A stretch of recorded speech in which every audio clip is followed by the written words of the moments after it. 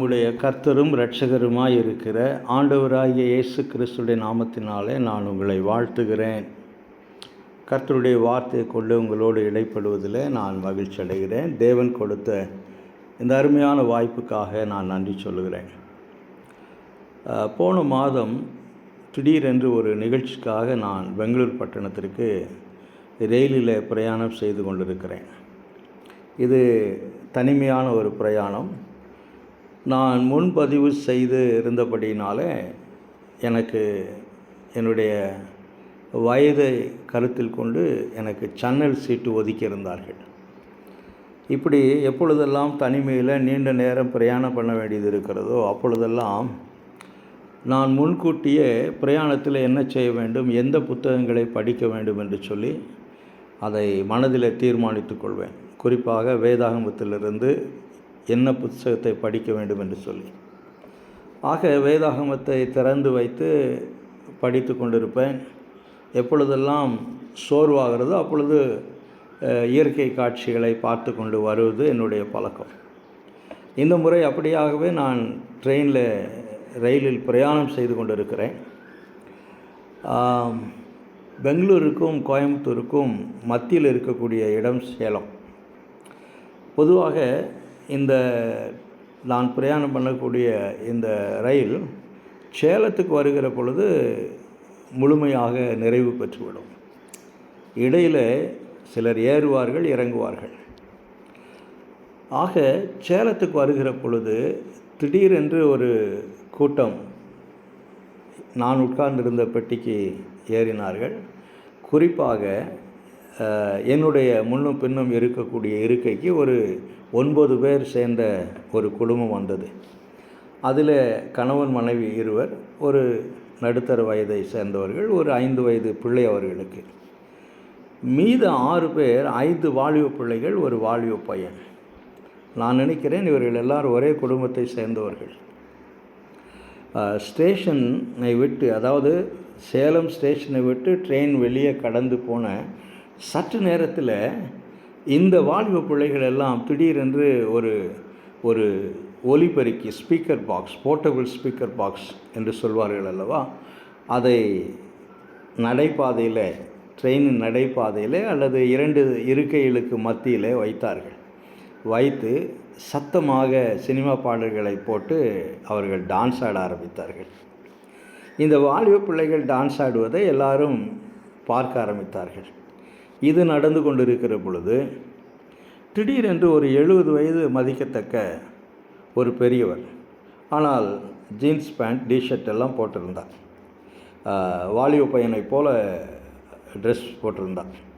திடீரென்று அவரும் வந்து இந்த வாலிப பிள்ளைகளோடு டான்ஸ் ஆட ஆரம்பித்தார். அவர் ஆடின அந்த டான்ஸை எல்லாரும் ரசிக்க ஆரம்பித்தார்கள். ஏனென்றால் ஒரு பயிற்சி பெற்ற ஒரு டான்ஸரை போல் அவர் ஆடினார்.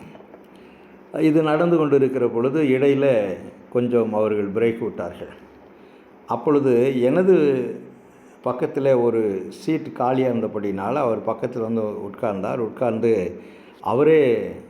அவரை எனக்கு அறிமுகப்படுத்தினார். அதாவது அவர் ஒரு கிறிஸ்தவர் என்றும், பெங்களூர் பட்டணத்தில் பிரபலமான ஒரு கிறிஸ்தவ பள்ளியில் டான்ஸ் மாஸ்டராக இருந்து ஓய்வு பெற்றவர் என்றும், இப்பொழுது வீட்டில் சிலருக்கு நான் பயிற்சி கொடுத்து கொண்டிருக்கிறேன் என்று அவர் சொன்னார். திரும்ப அந்த வாலிப பிள்ளைகள் மியூசிக் ஆரம்பித்தாங்க. இவரும் எழுந்து டான்ஸ் ஆட ஆரம்பித்தார். திடீரென்று என்ன நினைத்தாரோ தெரியவில்லை, என்னுடைய கையை பிடித்து வாருங்கள், நாம் இருவரும் ஆடலாம் என்று சொன்னார். நான் அன்பாக அவரை பார்த்து, இல்லையா, எனக்கு அந்த பழக்கம் இல்லை அப்படி என்று சொல்லி உட்கார்ந்து விட்டேன். இது நடந்து கொண்டே இருக்கிற பொழுது இடையிடையே டிக்கெட் பரிசோதகர் வந்தார். இந்த நடன காட்சியை பார்த்தார். அவர் சிரித்து கொண்டு அவர் வாட்டுக்கு போய்விட்டார். நான் என்ன சொல்ல வருகிறேன் என்றால், அந்த கம்பார்ட்மெண்ட்ஸில் இருக்கக்கூடிய மற்றவருடைய உணர்வுகளை பற்றி, இப்படி சத்தமாக நம்ம டான்ஸ் ஆடுறோமே, சத்தமாக இந்த மாதிரி ஒலிபெருக்கியை பொது இடத்தில் வைத்து இப்படி செய்கிறோமே என்று சொல்லி எந்த விதமான ஒரு உணர்வு இல்லாமல், மற்றவருடைய உணர்வுக்கு மதிப்பு கொடுக்காமல் இந்த சம்பவம் ஏறக்குறைய ஒரு 2-3 மணி நேரம் நடந்தது. அப்பொழுது தான் நான் யோசித்து பார்த்தேன், சிவிக் சென்ஸ் என்று ஆங்கிலத்தில் சொல்வார்கள். அதாவது பொது வெளியில் ஒரு நாகரிகமான சமுதாயம் எப்படி நடந்து கொள்ள வேண்டும். வயது சென்றவர்கள், முதியவர்கள், வாலிப பிள்ளைகள், சிறு குழந்தைகளை வைத்திருக்கக்கூடிய தாய்மார்கள், இப்படி பலவிதமான மக்கள் ரயிலிலே பிரயாணம் செய்கிற பொழுது மற்றவர்கள் எப்படி நடந்து கொள்ள வேண்டும் என்ற ஒரு நாகரிகம் இன்றைக்கு குறைந்து கொண்டே இருப்பதை நான் பார்க்கிறேன். நான் என்ன சொல்ல வருகிறேன் என்று சொன்னால், இன்றைக்கு கலாச்சாரம், புதிய நவீன கலாச்சாரம் என்ற பெயரில் ஒரு விதமான பண்பாட்டு சிதைவு, அழிவு ஏற்பட்டு கொண்டிருப்பதை நாம் பார்க்கிறோம். நாம் நம்முடைய கலாச்சாரத்தின் அடையாளத்தை இழந்து கொண்டிருக்கிறோம். சரி, ஆனால் ஆண்டவராய் இயேசு கிறிஸ்துவை தங்களுடைய வாழ்க்கையிலே சொந்த இரட்சகராய் ஏற்றுக்கொண்ட பிள்ளைகள், அழைப்பை பெற்ற பிள்ளைகள் இந்த சமுதாயத்தில் வாழுகிற பொழுது, குடும்பத்தில் வாழுகிற பொழுது அவர்கள் எப்படி நடந்து கொள்ள வேண்டும் என்பதற்கு வேதாகமம் சட்டதிட்டங்களை வகுக்கிறது. வேதாகமம் முறையாக அதற்கான வழிமுறைகளை நமக்கு சொல்லுகிறது. அதாவது அழைப்பை பெற்றவர்கள் எந்த விதமான அடையாளத்தோடு இந்த சமுதாயத்தில் வாழ வேண்டும் என்று சொல்லி. எனக்கு அருமையான தேவனுடைய பிள்ளைங்களை, எபிரேயர் நிருபத்தில் இந்த ஆக்கியோன் 1வது நூற்றாண்டு விசுவாசிகளுக்கு அவர்கள் அழைக்கப்பட்டவர்கள் என்பதை சமுதாயத்தின் மத்தியில் எந்த விதமான அடையாளத்தோடு அவர்கள் வெளிப்படுத்த வேண்டும் என்பதை எழுதுவதை நான் பார்க்கிறேன். இந்த நாளின் செய்திக்காக எபிரேயர் 13ஆம் அதிகாரத்தில் முதல் 3 வசனங்களை நாம் தெரிந்து கொண்டிருக்கிறோம். இதில் 3 காரியங்களை இந்த ஆக்கியோன் சொல்லுகிறான். இதுதான் அழைப்பை பெற்றவர்கள் இந்த சமுதாயத்தில் வாழுகிற பொழுது அடையாளமாக இருக்க வேண்டும் என்று சொல்லி. சரி, இந்த வசனத்தை நான் உங்களுக்காக வாசிக்க விரும்புகிறேன். சகோதர சிநேகம் நிலைத்திருக்க கடவது. 2வது வசனம், அந்நியரை உபசரிக்க மறவாதிருங்கள், அதனாலே சிலர் அறியாமல் தேவதூதரையும் உபசரித்ததுண்டு. 3வது வசனம், கட்டப்பட்டிருக்கிறவர்களோட நீங்களும் கட்டப்பட்டவர்கள் போல் அவர்களை நினைத்து கொள்ளுங்கள், நீங்களும் சரீரத்தோடு இருக்கிறீர்கள் என்று அறிந்து தீங்கு அனுபவிக்கிறவர்களை நினைத்து கொள்ளுங்கள். சரி, இந்த ஆக்கியோன் 3 காரியங்களை இதில் சொல்லுகிறான். என்ன என்று சொல்லி பார்க்கிற பொழுது, முதலாவதாக உபசரிப்பு, சகோதர சிநேகிதம் நிலைத்திருக்க கடவுது என்று சொல்லக்கூடிய ஒரு வார்த்தையை நான் முதலாவதாக இதில் பார்க்கிறேன். சரி, உபசரிப்பு என்று மன்னிக்கவும், சகோதர சிநேகிதம் என்று சொல்லி 1வது வசனத்திலே சொல்லுகிற பொழுது, அது ஆங்கில வேதாகமத்திலே வாசிக்கிற பொழுது keep on loving each other as a brothers அப்படின்ற வார்த்தை பயன்படுத்தப்பட்டிருக்கிறது. ஆக முதலாவதாக அழைக்கப்பட்டவர்களின் அடையாளமாக அன்பு இருக்க வேண்டும் என்று சொல்லி இந்த ஆக்கியோன் சொல்லுகிறான். ஏனென்று சொன்னால், நம்முடைய வேதாகமத்தின் தேவன் அன்புள்ளவராகவே இருக்கிறார். அவருடைய செயல்களின் பின்னணியிலே அவருடைய அன்பு வெளிப்படுத்தப்படுகிறது. யோவான் 3ஆம் அதிகாரம் 16வது வசனத்திலே வாசிக்கிறோம், தேவன் தம்முடைய ஒரே பேரான குமாரனை விசுவாசிக்கிறவன் எவனோ அவன் கெட்டு போகாமல் நித்திய ஜீவனை அடையும்படிக்கு அவரை தந்தருளி இவ்வளவாய் உலகத்தில் அன்பு கூர்ந்தார் என்று சொல்லி அந்த வசனம் சொல்லுகிறது. அது தேவ அன்பை வெளிப்படுத்துகிறது. ஆக அழைக்கப்பட்டவர்கள், ரட்சிக்கப்பட்டவர்களுடைய அடையாளமாக கருதப்படக்கூடிய முதல் காரியம் இந்த எபிரேயர்களது ஆக்கியோனின் கருத்தின் பிரகாரமாக அன்பு.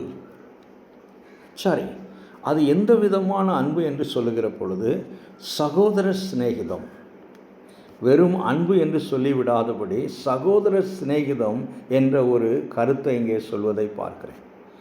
இந்த சகோதர சிநேகிதம் என்ற வார்த்தை, பிரதர்லி லவ் என்று ஆங்கிலத்திலே சொல்லப்பட்டிருக்கிற இந்த வார்த்தை எதை வெளிப்படுத்துகிறது என்று சொல்லி பார்ப்போம் என்றால், ஒரே குடும்பத்தை சார்ந்தவர்கள் என்பதை, ஒரே வம்ச வழியில் வந்தவர்கள் என்பதை, அல்லது ஒரே பெற்றோரை உடையவர்கள் என்பதை இது வெளிப்படுத்துகிறது. சரி, இந்த சகோதர சிநேகிதம் இருக்குமே என்றால், ஒரு குடும்பத்தில் பிறந்த சகோதர சகோதரிகளைப் போல கிறிஸ்தவருடைய அன்பு, அழைக்கப்பட்டவருடைய அன்பு இருக்கும் என்றால், அது என்ன செய்யும் என்று சொல்லி பார்க்கிற பொழுது, அது மற்றவர்கள் மீது கரிசனையாக இருக்கும், ஒருவரை ஒருவர் தாங்கும், ஒருவரை ஒருவர் விரும்பும், ஒருவர் ஒருவர் வளருவதற்கு உதவி செய்யும், ஒருவரை ஒருவர் உதவி செய்து கட்டும், ஒருவருடைய பலவீனத்தை சுமக்கும். அன்பு என்ன செய்யும் என்று சொல்லி 1 கொரிந்தியர் 13ஆம் அதிகாரத்திலே பவுலடிகளார் எழுதுவதை நாம் பார்க்கிறோம். சகலத்தையும் தாங்கும், சகிக்கும் என்று சொல்லி. ஆக இந்த அன்பு, சகோதர சிநேகிதம் அழைக்கப்பட்டவர்களின், கிறிஸ்தவர்களின், விசுவாசிகளின் அடையாளமாக இருக்கிறது. அது கட்டக்கூடிய, கரிசனையோடு இருக்கக்கூடிய, தாங்கக்கூடிய, ஏற்றுக்கொள்ளக்கூடிய, சுமக்கக்கூடிய ஒரு சுபாவத்தை இந்த சகோதர சிநேகிதம் வெளிப்படுத்துகிறது. சரி, இந்த 1வது வசனம் சகோதர சிநேகிதம் இருக்க வேண்டும் என்று சொல்லி நிறுத்திராதபடி, அப்படி சொல்லாதபடி, சகோதர சிநேகம் நிலைத்திருக்க கடவுது என்று சொல்லுகிறார். ஆங்கிலத்தில் keep on loving each other as a brothers. Keep on loving என்ற வார்த்தை தான் தமிழில் நிலைத்திருக்க கடவுது என்று சொல்லி இந்த ஆக்கியோன் எழுதுகிறான். ஏன் இந்த வார்த்தையை சொல்லுகிறான் என்று சொன்னால், வாழ்க்கையில் பலவீனங்கள் வரும். சகோதரர் மத்தியில், அன்பு வைத்திருக்கக்கூடியவர்கள் மத்தியில் சில நேரங்களில் குறைகள் காணப்படும், சில நேரங்களில் பலவீனங்கள் காணப்படும். இந்த நிலைத்திருக்க கடவுது என்ற வார்த்தையின் மூலமாக இந்த ஆக்கியோன் சில காரியங்களை விசுவாசிகளுக்கு வலியுறுத்தி கூற விரும்புவதை நான் பார்க்கிறேன். ஏனென்று சொன்னால், அன்பு மாறுவதற்கான வாய்ப்புகள் உண்டு, அன்பு தணிந்து போவதற்கான வாய்ப்புகள் உண்டு, அன்பு குறைந்து போவதற்கான வாய்ப்புகள் உண்டு. கடந்த காலத்தில் யாரையெல்லாம் நாம் அதிகமாக நேசித்தோமோ அவர்கள் இந்த நாளில் நம்மை பகைக்கக்கூடியவர்களாக மாறியிருப்பார்கள். அல்லது யாரையெல்லாம் நாம் அதிகமாக நேசித்தோமோ அவர்கள் நமக்கு தீங்கு செய்தவர்களாக மாறியிருப்பார்கள்.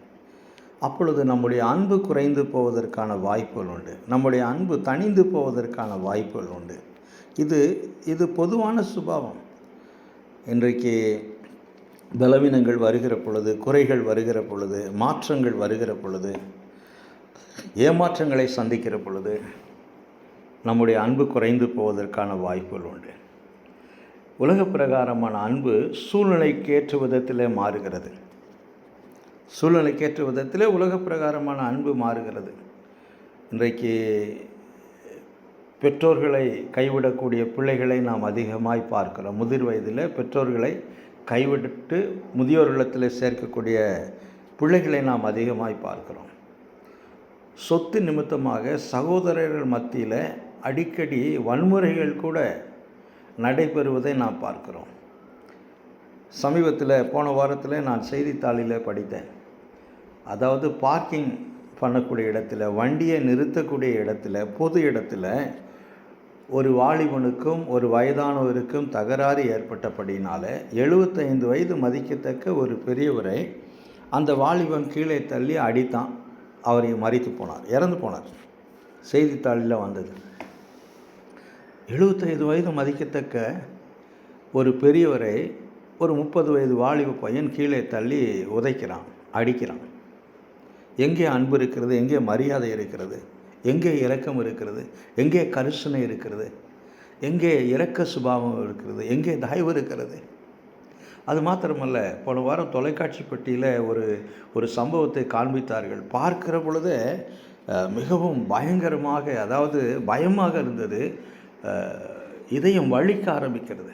எப்படி என்று சொன்னால், மனைவி தவறான வழியில் போகிறாள், அதை புருஷன் கடிந்து கொண்டான். சரி, புருஷனை விட்டு மனைவி பிரிந்து போனவள் தன்னுடைய சொந்த புருஷனை காலை உடைக்கும்படியாக காசு கொடுத்து ஆட்களை அனுப்பி அவர்கள் தந்திரமாக வீட்டுக்குள்ளே இருக்கக்கூடிய புருஷனை வெளியே வரவழைத்து கொடூரமாக அடிக்கிறார்கள். அது சிசிடிவி கேமராவில் காண்பித்தார்கள். அதை தடுக்க வந்த ஒரு பாட்டியை கூட கீழே தள்ளி அடிக்கிறாங்க. இதையெல்லாம் பார்க்கிற பொழுது அன்பு எங்கே இருக்கிறது? அன்பு எங்கே இருக்கிறது? இந்த அன்பு குறைந்து கொண்டே போவதை நாம் பார்க்கிறோம். ஆனால் கிறிஸ்தவர்களுக்கு அன்பு தேவனால் இருதயத்திலே ஊற்றப்பட்டிருக்கிறது. தேவ அன்பு நம்முடைய இருதயங்களில் ஊற்றப்பட்டிருக்கிறது என்று சொல்லி ரோமருக்கு எழுதின நிருபத்திலே பவுலடிகளார் சொல்கிறார். ஆக கிறிஸ்தவர்கள் இவ்வளவு கொடூரமான இந்த உலகத்தில், இவ்வளவு மாறிக்கொண்டிருக்கக்கூடிய இந்த உலகத்தில், சுபாவ அன்பில்லாத இந்த உலகத்தில் கிறிஸ்தவர்கள் வாழுகிற பொழுது, அழைக்கப்பட்டவர்கள் வாழுகிற பொழுது அன்பு அவர்களின் முதல் அடையாளமாக இருக்கிறது. எனவே தான் சகோதர சிநேகிதம் நிலைத்திருக்க கடவுது என்று சொல்லி இந்த ஆக்கியோன் முதல் அடையாளமாக சொல்லுகிறான். இரண்டாவதாய் பார்க்கிற பொழுது அந்நியரை உபசரியுங்கள். உபசரியுங்கள் என்ற ஒரு வார்த்தையை பயன்படுத்துகிறான். விஞ்ஞானத்தின் வளர்ச்சி மனித நேயத்தை பிரித்து கொண்டே போகிறது. அதிகமான மோசமான பிரிவினைகளை உண்டாக்கி கொண்டே இருக்கிறது. எப்படி என்று சொன்னால், எங்கள் இனம், எங்கள் ஆட்கள், எங்கள் ஜாதி, எங்கள் மதம், எங்கள் சொந்தக்காரங்க, இப்படின்னு இன்றைக்கி சமுதாயத்தில் அதிகமான பிரிவினைகள். எவ்வளவுக்கு எவ்வளவு விஞ்ஞான வளர்ச்சி அடைந்திருக்கிறதோ அவ்வளவுக்கு அவ்வளவு அதிகமான பிரிவினைகள் இன்றைக்கு சமுதாயத்தில் வந்து கொண்டே இருப்பதை பார்க்கிறோம். சரி, இன்றைக்கு உபசரிப்பு என்றால் என்ன என்று சொல்லி அநேகருக்கு தெரியாது. இந்த குணாதிசயம் மறைந்து கொண்டே போகிறது. முன்பெல்லாம் கிராமங்களில் வீடுகள் கட்டுகிற பொழுது வீட்டுக்கு வெளியே திண்ணை என்று சொல்லி ஒரு அமைப்பை உண்டாக்கியிருந்தார்கள். எல்லா வீட்டுக்கு வெளியே திண்ணை இருக்கும். நான் கிராமத்தின் பின்னணியில் இருந்து வந்தவன். எல்லா வீட்டுக்கும் வெளியே திண்ணை இருக்கும். அந்த திண்ணையில் எங்கேயாவது ஒரு மூலையில் பானை இருக்கும். அந்த பானையில் தண்ணீர் இருக்கும். சில ஆண்டுகளுக்கு முன்பு, அதாவது 50 ஆண்டுகளுக்கு முன்பு அல்லது 40 ஆண்டுகளுக்கு முன்பு அந்த பானையில் மோர் ஊற்றி வைத்திருப்பார்களாம். ஏனென்றால் வழிப்போக்கர்கள், வழியில் நடந்து போகக்கூடியவர்கள் களைப்பாக இருப்பார்கள் என்றால் அந்த மோரை எடுத்து குடித்துவிட்டு அங்கே உட்கார்ந்து போக வேண்டும் என்பதற்காக அப்படி ஒரு அமைப்பு இருந்தது. நாளடைவில் அந்த மோர் குறைந்து போய் பின்பு வெறும் தண்ணீராக மாறினது. இப்பொழுது எந்த வீட்டுக்கும் வெளியே திண்ணை கிடையாது. வீட்டை சுற்றி கழுத்தளவுக்கு, அதாவது முடிந்த அளவுக்கு பக்கத்து வீட்டுக்காரை நாம் பார்க்கக்கூடாது என்பதற்காகவே காம்பவுண்ட் சுவர்கள், சுற்றுச்சுவர் உயர கட்டப்படுகிறது. வீட்டுக்குள்ளே நாய் இருக்கோ இல்லையோ வெளியே ஒரு போர்டு போட்டுறாங்க, நாய்கள் ஜாக்கிரதை அப்படி என்று சொன்னால் எங்கள் வீட்டு பக்கத்தில் யாரும் வரக்கூடாது. இதுதான் இன்றைக்கு இருக்கக்கூடிய உலக சூழ்நிலை. நான் வாக்கிங் போகும்போது அல்லது சில நேரங்களில் பெங்களூர் பட்டணத்தில் சில தெருக்களில் நடந்து போகும்போது, ஆட்டோவில் போகும்போது பார்ப்பதுண்டு. பெரும்பாலான வீடுகளுக்கு முன்பாக இங்கே வாகனத்தை நிறுத்தாதீர்கள் என்ற ஒரு போர்டு இருக்கும், அல்லது நாய்கள் ஜாக்கிரதை என்ற ஒரு போர்டு இருக்கும். எல்லா வீட்டுக்கும் முன்னாடி இருப்பதை நான் பார்க்கிறேன். இந்த ஒரு சூழ்நிலையில் உபசரிப்பு என்பது மறைந்து கொண்டே இருக்கக்கூடிய ஒரு காரியத்தை நாம் பார்க்கிறோம். உபசரிப்பு என்றால் என்ன? நம் வீட்டு வாசலில் நின்று சத்தமிட்டு ஏதாவது உதவி செய்யுங்கள் என்று கேட்பார்களே, அப்படி கேட்பவர்களுக்கு கையிலே அகப்பட்டதை நாம் கொண்டு போய் கொடுக்கிறோம் அல்லவா? அதுதான் உபசரிப்பு என்று சொல்லி நாம் நினைக்கிறோமா? அப்படி கிடையாது. உபசரிப்பு என்றால் விசாரிப்பது, விசாரித்து உதவி செய்வது. யாரும் நம்மிடம் கெஞ்சுவதினாலே, கேட்பதினாலே உதவி செய்வது கிடையாது, உபசரிப்பது கிடையாது. நாமே விசாரித்து செய்யக்கூடிய ஒரு ஒரு ஒரு காரியத்தை தான் ஆங்கிலத்தில் ஹாஸ்பிட்டாலிட்டி என்ற வார்த்தை பயன்படுத்தப்பட்டிருக்கிறது. என்டர்டெயின் என்ற வார்த்தையை இந்த ஆக்கியோன் பயன்படுத்தி இருக்கிறார். சரி, இந்த உபசரிப்பு இப்படி இருக்கிற ஒரு காரியமாக இருக்கிறது. நாம் விசாரித்து செய்யக்கூடிய ஒரு காரியமாக இருக்கிறது. அடுத்து யாரை உபசரிக்க வேண்டும் என்று சொல்லி மிக தெளிவாக இந்த ஆக்கியோன் எழுதுவதை பார்க்கிறோம். நாம் யாரை உபசரிப்போம்? நம்முடைய சொந்த பந்தங்களை உபசரிப்போம். நம்முடைய ஜாதிக்காரரை, நம்முடைய சாதிக்காரருக்கு உபசரிப்பு கொடுப்போம். நமக்கு நெருக்கமானவர்களுக்கு, நண்பர்களுக்கு, நமக்கு உதவி செய்யக்கூடியவர்களுக்கு நாம் உபசரிப்பு கொடுப்போம். இது உலகத்தினுடைய சுபாவம். ஆனால் இங்கே இந்த ஆக்கியோன் சொல்லுகிறான், விசுவாசிகள், ரட்சிக்கப்பட்டவர்கள் ஆண்டவராய் இயேசு கிறிஸ்துவை தங்களுடைய வாழ்க்கையிலே சொந்த இரட்சகராக ஏற்றுக்கொண்ட பிள்ளைகள் உபசரிக்கும் சுபாவத்தை உடையவர்களாக இருக்க வேண்டும். விசாரித்து உதவி செய்யக்கூடிய சுபாவத்தை உடையவர்களாக இருக்க வேண்டும். யாரை உபசரிக்க வேண்டும், யாரை விசாரிக்க வேண்டும் என்று சொல்லுகிற பொழுது அந்நியர்களை விசாரிக்க வேண்டும் என்று அறியாமல் சிலர் தேவ தூதர்களையும் விசாரித்தது உண்டே, உபசரித்தது உண்டே என்று சொல்லி இந்த ஆக்கியோன் எழுதுவதை நான் பார்க்கிறேன். இங்கே என்ன சொல்ல வருகிறான் என்று சொல்லி பார்க்கிற பொழுது, நான் என்னுடைய கருத்தின் பிரகாரமாக ஆதியாகமம் 18ஆம் அதிகாரத்தில் ஆபிரகாம் முதிர் வயதில், அந்த ஆதியாகமம் 18ஆம் அதிகாரத்தில் ஆபிரகாமிற்கு தோராயமாக 85 88 வயசு இருக்க வேண்டும். வயது சென்ற நாட்களில் ஒரு உஷ்ணமான நேரத்தில் தன்னுடைய கூடாரத்தில் வெளியே இருக்கிற பொழுது ஆபிரகாமுக்கு முன்பாக 3 பேர் கடந்து போகிறார்கள். நடந்து போவதைப் போல நடந்து போகிறார்கள்.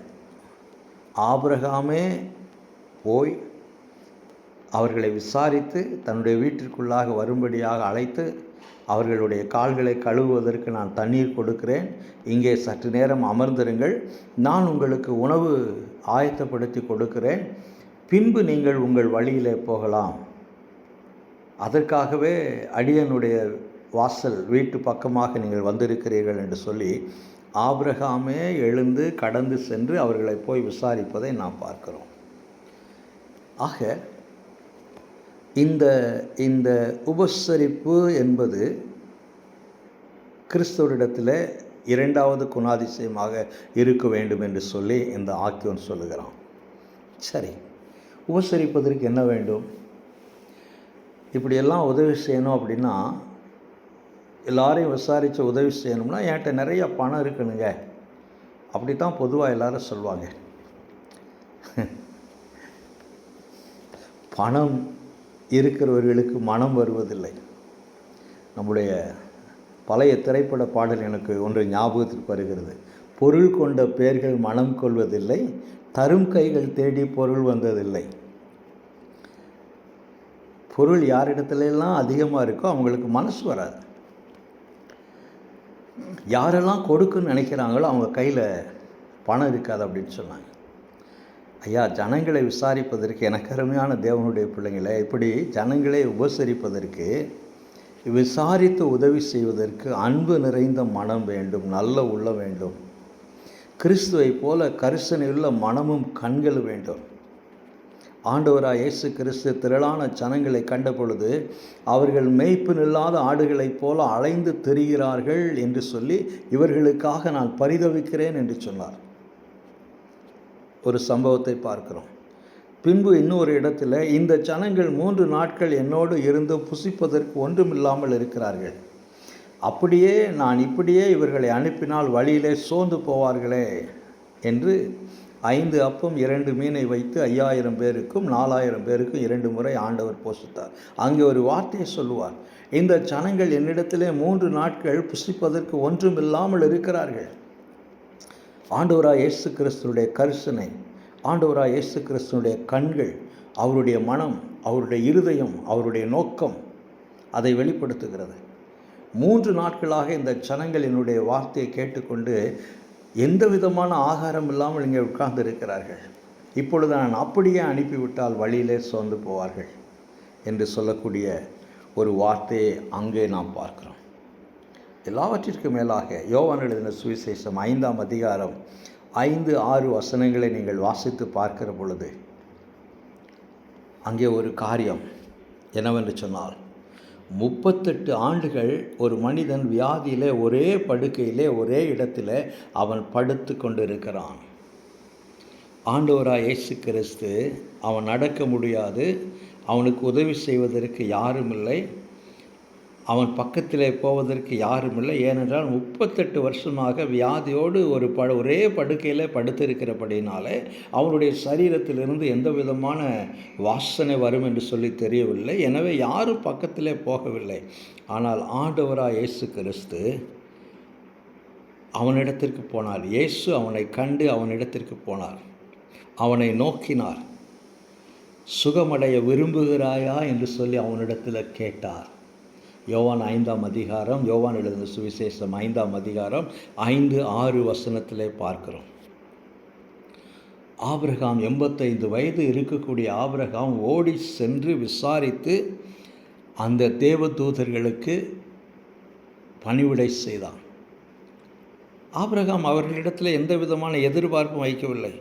நீங்கள் புசித்து உங்கள் வழியிலே போகலாம் என்று ஆபிரகாம் சொல்வதை பார்க்கிறோம். ஆக உபசரிப்பது என்பது விசாரித்து செய்வது மாத்திரமல்ல, எந்த விதமான பிரதிபலனை எதிர்பாராமல் செய்வது. இது மிகவும் ஆழமாக யோசிக்க வேண்டிய ஒரு காரியம். ஏனென்றால் இன்றைக்கு உலகம் எப்படி உதவி செய்கிறது என்று சொன்னால், உதவி செய்கிறவர் அந்த உதவியை பெறுகிற நபரிடத்திலிருந்து ஏதாவது ஒரு எதிர்பார்ப்பு இருக்கும். நான் இப்படி செய்கிறேன், ஆகையினால நீங்கள் எனக்கு இப்படி செய்ய வேண்டும். நான் இதை கொடுக்கிறேன், நீங்கள் இதை கொடுக்க வேண்டும். நான் இதை செய்கிறேன், நீங்கள் அதை செய்ய வேண்டும். இது சொந்த பந்தத்தில் ஆரம்பித்து எல்லா இடங்களிலும் இன்றைக்கு எதிர்பார்ப்போடு உதவி செய்யக்கூடிய ஒரு காரியத்தை நாம் இந்த உலகத்திலே பார்க்கிறோம். ஆனால் தேவனால் அழைக்கப்பட்ட பிள்ளைகள், ரட்சிக்கப்பட்ட பிள்ளைகள், ஆண்டவராக இயேசு கிறிஸ்துவை தங்களுடைய வாழ்க்கையிலே சொந்த இரட்சகராக ஏற்றுக்கொண்ட பிள்ளைகள் அவர்களாகவே விசாரித்து உதவி செய்வது. இரண்டாவதாக, எந்த விதமான எதிர்பார்ப்பு இல்லாமல் எனக்கு இவர்கள் இதை செய்வார்கள் என்ற எதிர்பார்ப்போடு நாம் உதவி செய்வது தான் அது உண்மையான உபசரிப்பு. அதைத்தான் இந்த ஆக்கியோன் சொல்வதை நான் பார்க்கிறேன். மூன்றாவதாக நினைவு கூறுங்கள். 3வது வசனத்தில் நினைவு கூறுங்கள் என்றார். முதலாவது அன்பு கூறுங்கள் என்று சொன்னார். இரண்டாவதாக உபசரியுங்கள் என்று சொன்னார். மூன்றாவதாக நினைவு கூறுங்கள் என்று மூன்றாவது ஒரு அடையாளமாக கிறிஸ்தவர்களுக்கு, அழைக்கப்பட்டவர்களுக்கு ஒரு அடையாளமாக இந்த எபிரேயருக்கு எழுதின ஆக்கியோன் சொல்வதை பார்க்கிறேன். நினைவு கூறுங்கள் என்று. யாரை நினைவு கூற வேண்டும்? எப்படி நாம் நினைவு கூற வேண்டும்? எதற்காக நாம் நினைவு கூற வேண்டும் என்று இந்த வசனத்தை நாம் படிக்கிற பொழுது, முதலாவதாக யாரை நாம் நினைவு கூற வேண்டும்? கட்டப்பட்டவர்களை, தீங்கு அனுபவிக்கிறவர்களை. அதாவது 1வது நூற்றாண்டிலே தங்கள் விசுவாசத்தின் நிமித்தமாக அநேகர் கட்டப்பட்டு சிறைச்சாலையில் இருந்தார்கள். அநேகர் தீங்கு அனுபவித்தார்கள். அதிகாரத்தில் உச்சக்கட்டத்தில் இருக்கிறவர்கள் தங்களுக்கு கீழே தாழ்மட்டத்தில் இருக்கக்கூடிய மக்களுக்கு உபத்திரம் கொடுத்தார்கள், தீமை கொடுத்தார்கள். அவர்களுக்கு அதிகமான உபத்திரத்தை, கஷ்டத்தை கொடுத்தார்கள். அதிகார துஷ்பிரயோகம். பணக்காரர்கள் ஏழையை ஒடுக்கினார்கள். அதிகாரத்தில் இருக்கிறவர்கள் தங்கள் அதிகாரத்திற்கு கீழே இருக்கிறவர்களை ஒடுக்கினார்கள். இப்படி பலவிதமான துன்பங்களுக்குள்ளாக சாதாரண மக்கள், ஏழைகள், தரித்திரர்கள், சமுதாயத்திலே தாழ்ந்த நிலையில் இருக்கக்கூடிய மக்கள் பலவிதமான காரியங்களினால் அவர்கள் கட்டப்பட்டிருந்தார்கள். அவர்களை நீங்கள் நினைவு கூற வேண்டும் என்று இந்த ஆக்கியோன் சொல்லுகிறான். அதுவும் எப்படி நினைவு கூற வேண்டும் என்றால், ஒருவேளை நாம் கட்டப்பட்டிருந்தால், ஒருவேளை நாம் தீங்கு அனுபவிப்பவர்களாக இருந்தால், அப்படி என்றால் நீங்களும் சரீரத்தில் இருக்கிறீர்கள் என்று சொல்லி அறிந்து இந்த வார்த்தையின் மூலமாக இந்த ஆக்கியோன் என்ன சொல்ல விரும்புகிறான்? ஒருவேளை என்னுடைய மனைவியோ, என்னுடைய பிள்ளைகளோ, என்னுடைய சகோதரனோ, என்னுடைய சகோதரியோ, எனக்கு நெருங்கிய உறவினர்களோ யாராவது வியாதியோடு இருப்பார்கள் என்றால், யாராவது வறுமையில் இருப்பார்கள் என்றால், யாராவது சிறைச்சாலையில் கட்டப்பட்டு இருப்பார்கள் என்றால், யாராவது மிகுந்த உபத்திரத்துக்குள்ளாக இருப்பார்கள் என்றால், அவர்களுக்காக நான் எப்படி பாரத்தோடு ஜெபிப்பேன்? அவர்களை எப்படி நான் ஒவ்வொரு நாளும் நினைவு கூறுவேன்? அவர்களுக்காக எப்படி நான் திட்டமிடுவேன்? அவர்களுக்கு எப்படி உதவி செய்வதற்கு நான் யோசிப்பேன்? ஏனென்றால் அவர்கள் எனக்கு இரத்த சம்பந்தப்பட்டவர்கள், என்னுடைய மனைவி, என்னுடைய பிள்ளைகள், என்னுடைய உறவினர்கள், என்னுடன் பிறந்தவர்கள். இந்த ஆக்கியோன் சொல்லுகிறான், கட்டப்பட்டவர்களையும் தீங்கு அனுபவிக்கிறவர்களையும் நீங்கள் அப்படியாக நினைவு கூற வேண்டும். எனக்கு அருமையான தேவனுடைய பிள்ளைங்களை, 2-3 தினங்களுக்கு முன்பு வெனிசுலா நாட்டில் ஏற்பட்ட நிலநடுக்கத்தில் இன்னும் கணக்கிட முடியவில்லை எத்தனை பேர் உயிரிழந்து போனார்கள் என்று சொல்லி. லட்சக்கணக்கான மக்கள் வீடு வாசல்களை இழந்து போனார்கள். அதை தொலைக்காட்சி பெட்டியில் உட்கார்ந்து நான் பார்த்து கொண்டு இருக்கிறேன். என்னுடைய சொந்த வீட்டில் உட்கார்ந்து இருக்கிறேன். எனக்கு தலைக்கு மேலே நல்ல கூரை இருக்கிறது. நான் சோஃபாவில் உட்கார்ந்து அந்த செய்தியை பார்த்து கொண்டு இருக்கிறேன். என்னை சுற்றிலும் நல்ல காம்பவுண்ட் இருக்கிறது. நல்ல வீட்டில் உட்கார்ந்து கொண்டு அந்த செய்தியை நான் பார்க்கிறேன். ஆனால் அங்கே இடிபாடுகளின் மத்தியில் கூக்குரல் போடக்கூடிய ஜனங்கள் இருக்கிறார்கள். ஒரு சகோதரி பூமியிலிருந்து தோண்டி எடுக்கப்பட்டு காப்பாற்றப்பட்டார்கள். ஆனால் அவர்கள் அழுது கொண்டே சொல்லுகிறார்கள், எனக்கு 3 பிள்ளைகள் இருந்தார்கள், ஒரு பிள்ளையைத்தான் என்னால் காப்பாற்ற முடிந்தது, 2 பிள்ளைகள் என் கண்களுக்கு முன்பாக அவர்கள் புதைக்கப்பட்டு போனார்கள். ஒரு தகப்பன் சொல்லுகிறான், என் பிள்ளைகள் எல்லாரையும் நான் இழந்து போனேன், வீடு வாசல்கள் எல்லாவற்றையும் இழந்து நேற்று இரவு அல்லது சில மணி நேரத்துக்கு முன்பாக செல்வ செழிப்பாய் வாழ்ந்தவர்கள், வீடு வாசல் கார் ஏசி என்று சொல்லி உலகத்தில் எந்த விதம் என்னென்ன வசதிகளெல்லாம் இருக்கிறதோ அந்த வசதியோடு வாழ்ந்தவர்கள் சில மணி நேரத்தில் தெருவில் கூடாரம் போட்டு உணவு இல்லாமல், சரியான துணிமணி இல்லாமல், சிறு பிள்ளைகள் பெண்கள் என்று சொல்லி எல்லோரும் வீதியில் உட்கார்ந்து கொண்டு இருக்கிறார்கள். அப்பொழுது இந்த செய்தியை தொலைக்காட்சி பெட்டியிலே பார்க்கிற நான் அவர்களுக்காக எந்த விதமான பாரத்தோடு அவர்களை நினைவு கூற வேண்டும். ஒருவேளை என்னுடைய சொந்தக்காரர்கள், ஒருவேளை நம்முடைய சொந்தக்காரர்கள், நம்முடைய பிள்ளைகள் இந்த இழப்பை சந்தித்து தூரத்தில் இருக்கிறார்கள். இந்திய தேசத்தில் இருந்து நாம் அதை தொலைக்காட்சி பெட்டியில் பார்க்கிற பொழுது எந்த விதமான உணர்வோடு நாம் பார்ப்போம்? எந்த விதமான உணர்வோடு நாம் பார்ப்போம்? இதை பார்க்கிற பொழுது நான் அறிந்து கொண்ட காரியம், இதுதான் என் மனிதனுடைய வாழ்க்கை. இதுதான் மனிதனுடைய வாழ்க்கை. இன்றைக்கு எத்தனை பேர் உலக காரியங்களை குறித்து பெருமையோடு இருக்கிறோம் தெரியுமா? எனக்கு அது இருக்குது, எனக்கு இது இருக்குது, நான் அப்படி இருக்கிறேன், இப்படி இருக்கிறேன். கடவுள் நினைப்பார் என்றால் ஒரே நிமிஷத்தில் எல்லாம் அழிந்து தரைமட்டமாய் போய்விடும். நான் அப்படி இருக்கிறேன் என்றால் நான் ஒவ்வொரு நாளும் காலையில் எழுந்து ஜெபிக்கிற பொழுது, கர்த்தாவே எனக்கு நல்ல சுகத்தை கொடுத்து எழுந்திருக்கும்படியாய் செய்திருக்கிறேன். எத்தனை பேர் மரணப்படுக்கையோடு ஆஸ்பத்திரியில் உயிருக்கு போராடி கொண்டிருக்கிறார்கள். பிழைப்போமா என்ற நிச்சயம் இல்லாமல் எத்தனை பேர் ஒவ்வொரு நாளும் இந்திய தேசத்தினுடைய ஜனத்தொகையில் 2% மக்கள், இன்றைக்கு 140 கோடி மக்கள் இருக்கிறார்கள். அப்படி என்று சொன்னால் 28 கோடி மக்கள் இரவு சாப்பாடு இல்லாமல் பசியோடு படுக்கைக்கு போகிறார்கள் என்று சொல்லி ஒரு ஆராய்ச்சி சொல்லுகிறது. நான் நல்லா சாப்பிட்டு நான் படுக்கைக்கு போகிற பொழுது அவர்கள் மீது நினைவில்லாமல், கரிசனை இல்லாமல் நான் படுக்கைக்கு போவேன் என்றால் கர்த்தர் என்னை பார்த்து என்ன சொல்வார்? எனக்கு அருமையான தேவனுடைய பிள்ளைங்களே, ஒருவேளை நம்மால் உதவி செய்ய முடியாமல் போகலாம். வெனிசுலா நாட்டில் இருக்கிறவர்களுக்கு என்னால் என்ன செய்ய முடியும்? கண்ணீர் சிந்த முடியும், அழ முடியும், செபிக்க முடியும். கர்த்தாவே, எருசலேமை கட்டின தேவன் இந்த ஜனங்களை கட்டுங்கள் என்று சொல்லி கதற முடியும், செபிக்க முடியும். என்னால் எதுவும் செய்ய முடியாது. இதைத்தான் இந்த ஆக்கியோன் சொல்லுகிறான்.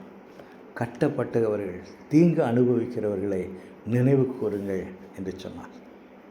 எனக்கு அருமையான தேவனுடைய பிள்ளைங்களே, இந்த உலகம் சுபாவ அன்பு இல்லாமல், இரக்கம் இல்லாமல், பெரியவர்கள் எப்படி கனப்படுத்த வேண்டும் என்ற எந்த விதமான சிந்தை இல்லாமல் இந்த உலகம் கொடுமையாய் மாறிக்கொண்டிருக்கிறது.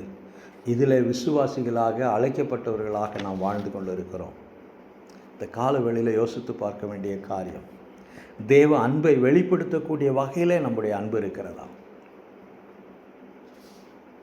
யோசித்து பார்ப்போம். இரண்டாவதாக, நம்முடைய உபசரிப்பு எப்படி இருக்கிறது? கண்கள் இருந்தால் காண வேண்டும், இதயம் இருந்தால் உணர வேண்டும் என்ற ஒரு பாடல் இருக்கிறது, நம்முடைய கிறிஸ்தவ பாடல். இயேசு கிறிஸ்துவை போல நம்முடைய கண்கள் இருக்க வேண்டும், இயேசு கிறிஸ்துவை போல நம்முடைய இருதயம் இருக்க வேண்டும். கஷ்டப்படுகிற மக்கள், பரிதவிக்கிற மக்கள், ஆதரவற்ற மக்களை பார்க்கிற பொழுது எப்படி ஆண்டவராக இயேசு கிறிஸ்து மேய்ப்பன் இல்லாத ஆடுகளைப் போல இந்த ஜனங்கள் இருக்கிறார்கள், இவர்களுக்காக நான் பரிதவிக்கிறேன் என்று சொன்னாரே, அந்த பரிதவிப்போடு உபசரிக்கக்கூடிய ஒரு எண்ணம் நமக்கு வேண்டும். மூன்றாவதாய் பார்க்கிற பொழுது, நாம் என்னதான் வசதியோடு இருந்தாலும் இந்த தீங்கு அனுபவிக்கிற ஜனங்களை, நம்முடைய கண்களுக்கு முன்பாக கட்டப்பட்டிருக்கிற ஜனங்களை நாம் நினைவு கூற வேண்டும். எப்படி நினைவு கூற வேண்டும்? நாமும் அவர்களைப் போல சரீரத்தில் இருக்கிறோம் என்பதை நினைவு கூர்ந்து அவர்களுக்காக நாம் பரிதவிக்க வேண்டும். அன்பு கூறுங்கள், உபசரியுங்கள், நினைவு கூறுங்கள். இதுதான் இந்த சமுதாயத்தில் அழைக்கப்பட்டவர்களாக நீங்கள் வாழ்கிற பொழுது உங்கள் அடையாளமாக இருக்க வேண்டும் என்று சொல்லி இந்த ஆக்கியோ நமக்கு சொல்லுகிறான். கர்த்தர் தாமே, தேவ ஆவியானவர் தாமே இந்த வார்த்தையை கொண்டு நம்மோடு பேசுவாராக. ஆமென்.